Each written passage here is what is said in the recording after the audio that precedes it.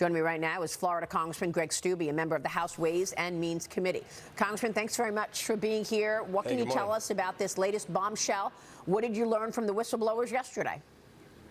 Well, we learned more, and building on the things that they've disclosed to us previously. The first thing is the claim from the White House that Joe Biden had a complete wall of his son's business dealing is an absolute complete lie. You just annotated the 327 emails that Joe Biden was involved in with Hunter Biden, with his business associates, with Eric Schwerin. Some of those emails were just between the vice president and Eric Schwerin, all from alias email addresses. Why would you be doing that if there was something of an official nature that they were doing? On top of that, you have testimony that is building upon the fact that they received, the Hunter Biden, the family businesses received money from a Chinese Communist Party, a Chinese energy company, and then from information that we received 2 days ago from Chair Comer in the Oversight Committee, where they released information that same LLC, Owasca, Joe Biden himself received money from that same company that they received money from the Chinese Communist Party and energy company. So it's building upon the facts and evidence that these whistleblowers have brought to Congress from the very beginning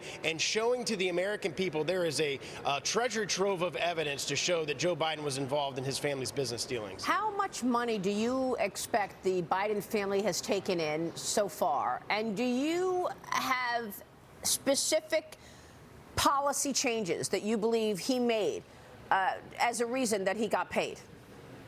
So $24 million is what we know for a fact right now that the Biden family received from these different foreign business dealings. And one of them that I highlighted in the committee, unfortunately, it wasn't open to the public, that I talked about Burisma, was $6.7 million that the Biden family received from Burisma, millions of dollars, all to take out that prosecutor, which you have Joe Biden on tape bragging about the fact that he withheld $1 billion in money from the United States that was supposed to go to the Ukraine until they fired the prosecutor. And some of the evidence that was given from the whistleblowers yesterday was emails congratulating one another on accomplishing what they were paid to do. Unbelievable. Here's Amber Duke. Well, not to mention that the former vice president bragged about the fact that he was able to make that policy change in Burisma as well. What are the chances of us getting to see what's actually in these emails? Are you all trying to get the content of these documents?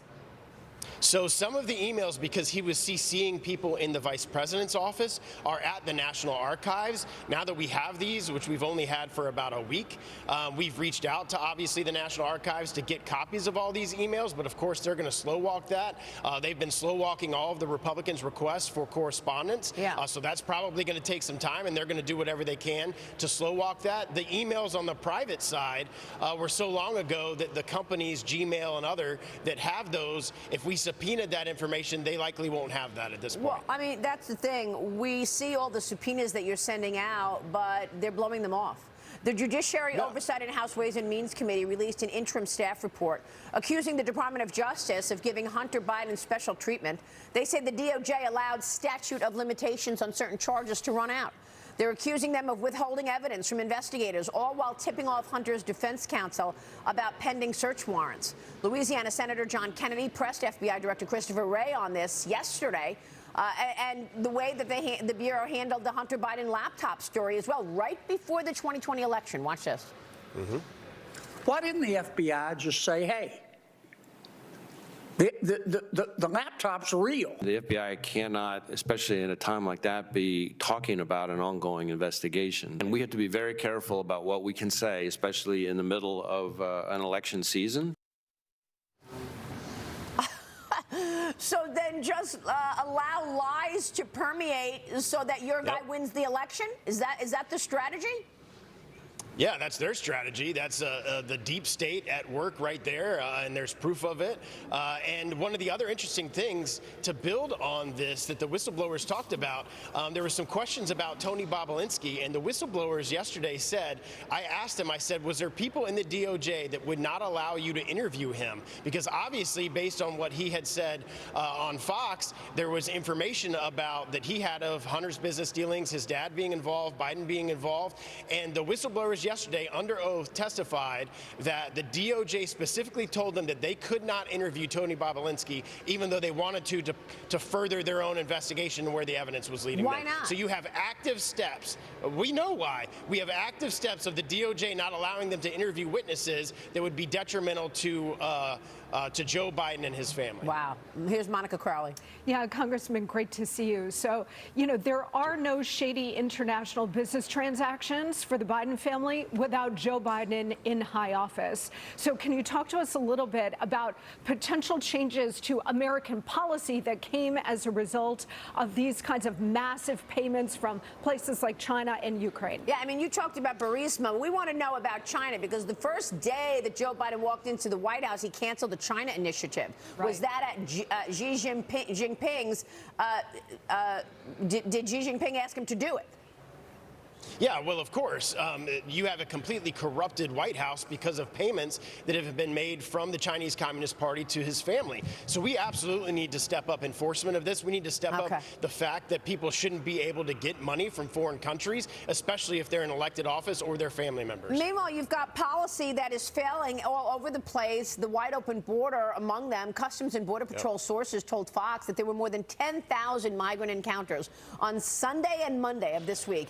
2 days. Nearly 170 Chinese nationals crossed into San Diego as well. As the FBI director, Wray, warned that the likelihood of a terrorist attack on U.S. soil is now at an all-time high. Watch this.